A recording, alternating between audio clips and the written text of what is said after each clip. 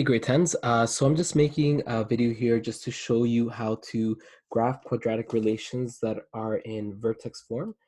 So just a reminder that vertex form means that we have an equation that is of the form y is equal to a x minus h squared plus k. And there's a reason it's called vertex form. It's because it is very helpful in giving us the vertex of the quadratic relation. So without actually graphing this quadratic relation here, we can already identify what the vertex is. But what I'm going to do in this question is I'm going to show you how to graph this quadratic relation by hand.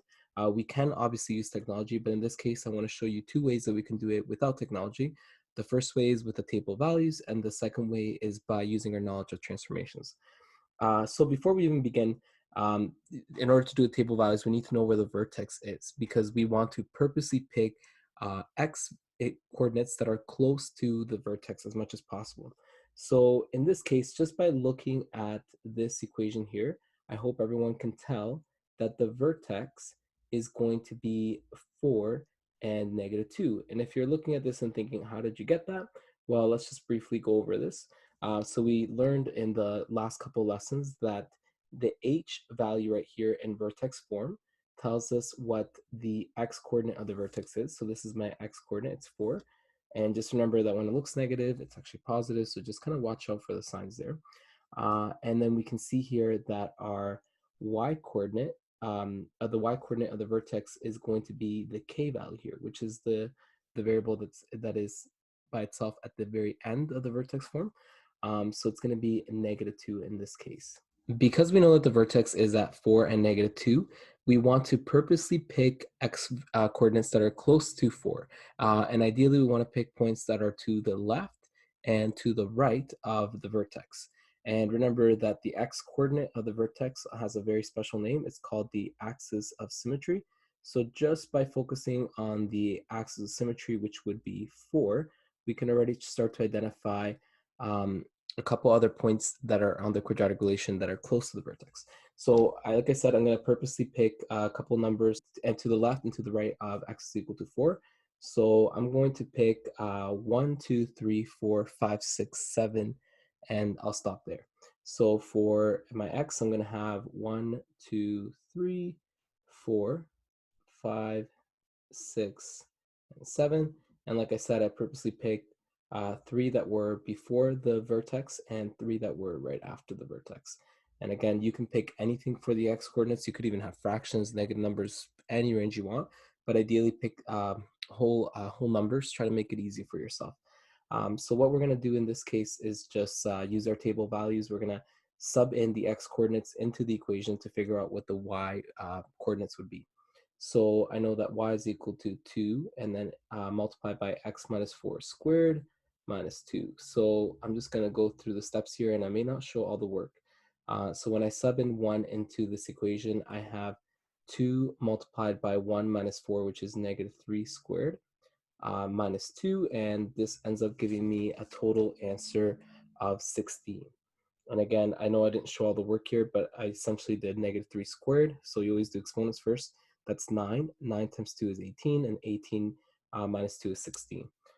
For the next one here, we have y is equal to 2, and then we're going to have this going to be multiplied by 2 minus 4 squared. So 2 minus 4 is -2, and that gets squared minus 2. So let's just do the steps here. So we square the -2, so that gives us positive 4. 4 times 2 is 8, and 8 minus 2 is 6. For our next coordinate here, we're going to take y is equal to 2, and then we have 3 minus 4. 3 minus 4 is -1. -1 is then squared, and then we subtract 2. That ends up giving us 1 times 2, which is 2, minus 2, which is 0. And for our next one here, I'm going to go a little bit faster. We have 2 multiplied by 4 minus 4, and 4 minus 4 is really nice because that's just gives us 0. And 0 squared is 0, times 2 is 0, minus 2, so that ends up giving us -2. And we continue this on.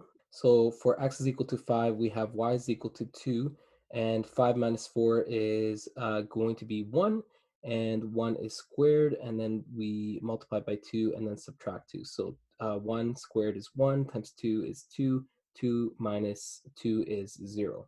And we should start noticing some symmetry already, and that's why I like picking coordinates that are near the vertex, because we know that the axis of symmetry passes through the vertex, and basically what we notice is that the points to the left of the vertex will be symmetric to the points on the right. So we start to notice symmetry right away with the y coordinates. And that's why it's nice to pick x coordinates that are close to the axis of symmetry.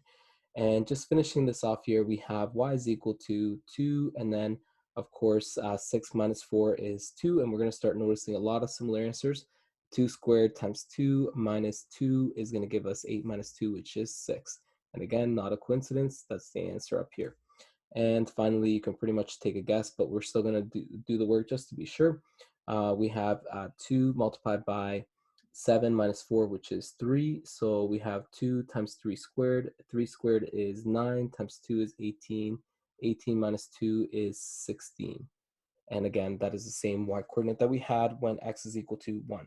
So now that we have all the points here, what we can do is just plot out the x and y coordinate pairs. So we have first 1 and 16. So 1 and 16 is all the way up here. Then we have 2 and 6. 2 and 6 is over here.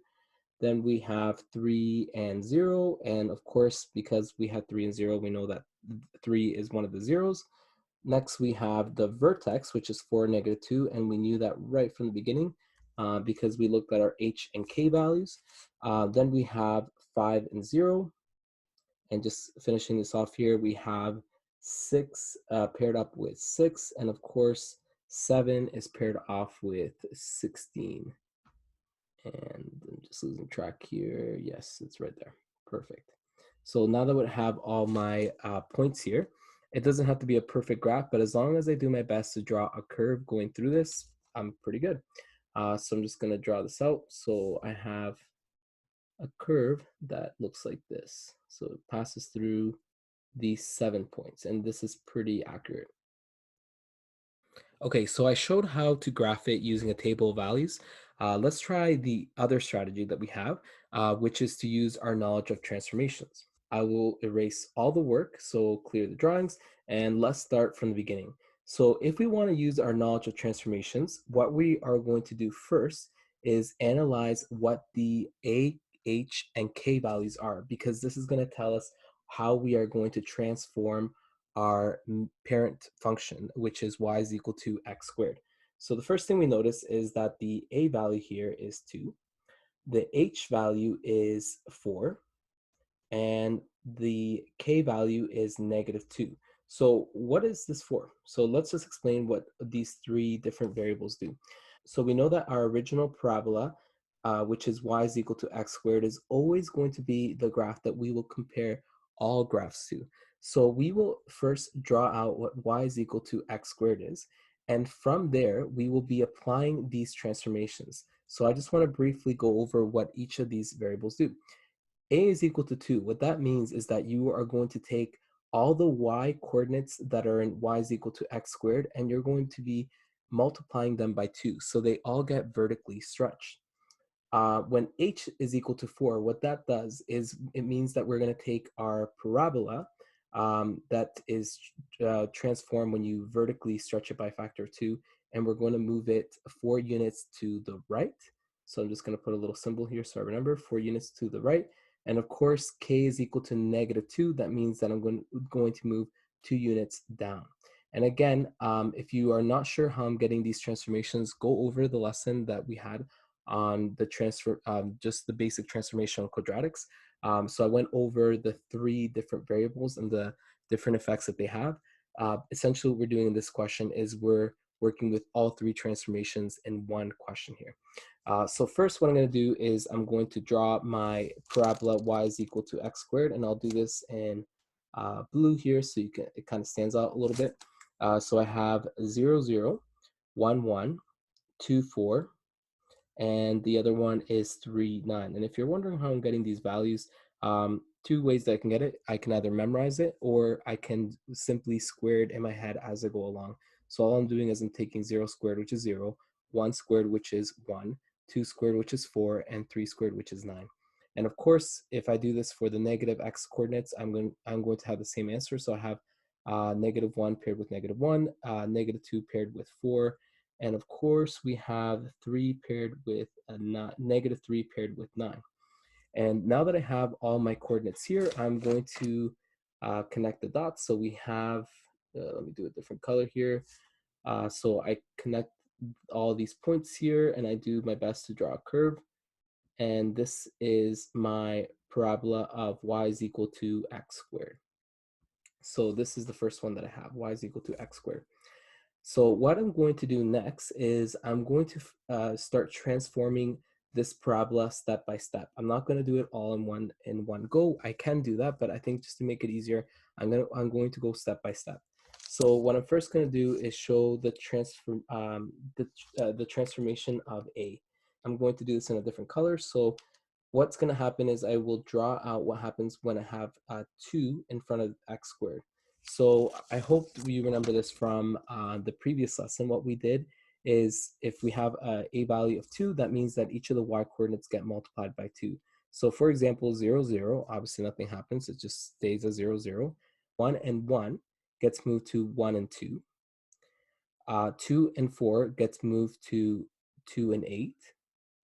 And 3 and 9 will get moved to 3 and 18. Now keep in mind that this is not in the grid at the moment, so don't even stress too much about it. As long as I have a couple key points, then I should be fine. And what I'm going to do next is I'm going to go to the negative side to make sure I have um, points on both sides of the axis symmetry.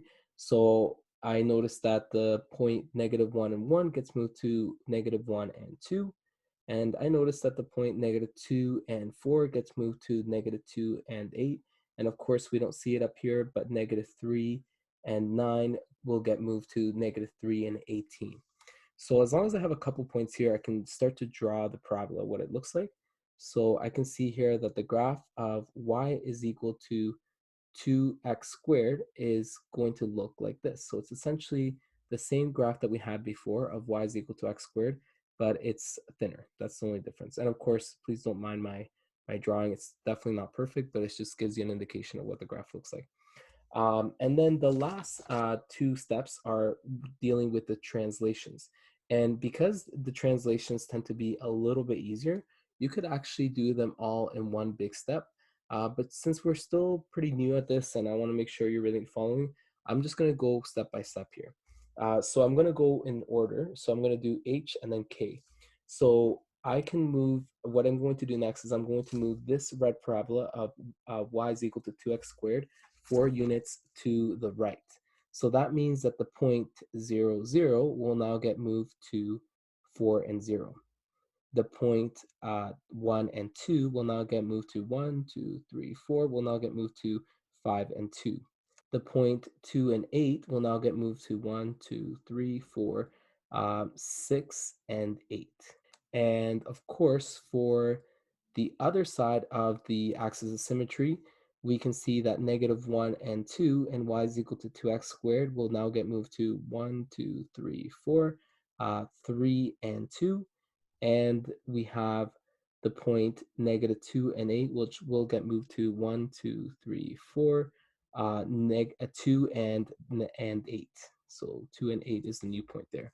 And of course, what we will do next is we will draw a green parabola that goes through these points.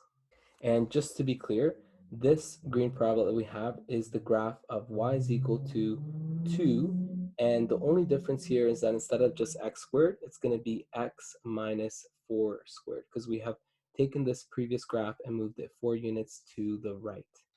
And finally, what do we do with the k value here? Well, the k value of -2 tells me that I'm going to move the parabola down by 2 units. So what I will do is I will take this green parabola and move all the points that I can see there that are pretty evident 2 units down. So let's just go through this together. So I'm first going to label this. So we are going to finish off the graph of y is equal to 2x minus 4 squared, which means I move 4 units to the right, and I'm now going to move 2 units down. So 4 and 0 will now get moved to 1, 2, to 4 and -2. 5 and 2 will now get moved to 1, 2, 5 and 0. 6 and 8 will now get moved to 1, 2, 6 and 6. And on the other side of the axis of symmetry, we have 3 and 2, which will now get moved to 1, 2, 3, and 0. And last, we have 2 and 8, which will get moved to 1, 2, 2, and 6. Keep in mind that there's actually two other coordinates that we would be able to label here. So if we took the previous, the y values for y is equal to 2x squared and simply move them um, 4 units to the right and then 2 units down, I would have been able to spot this coordinate up here, which is 1 and 16. And on the other side of the axis of symmetry, it would be 7 and 16. But just so you know, we don't actually need that many points. As long as we have a couple of key points, including the vertex, and if we can identify the zeros even better, then you have a pretty good graph.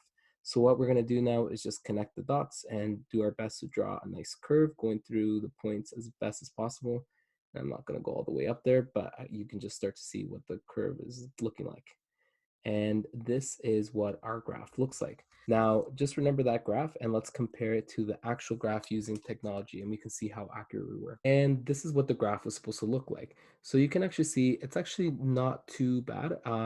And I definitely have all the main points labeled out. So I did have the correct vertex and I definitely had the correct zeros. So the zeros are at 5 and 0 and 3 and 0. So that was correct. And I definitely had the other points correct as well. So it's a pretty decent graph. And again, when you're graphing these quadratic relations, it doesn't have to be perfect, but as long as you have identified the main transformations and a couple of key points, such as the vertex and the zeros, then you're pretty good.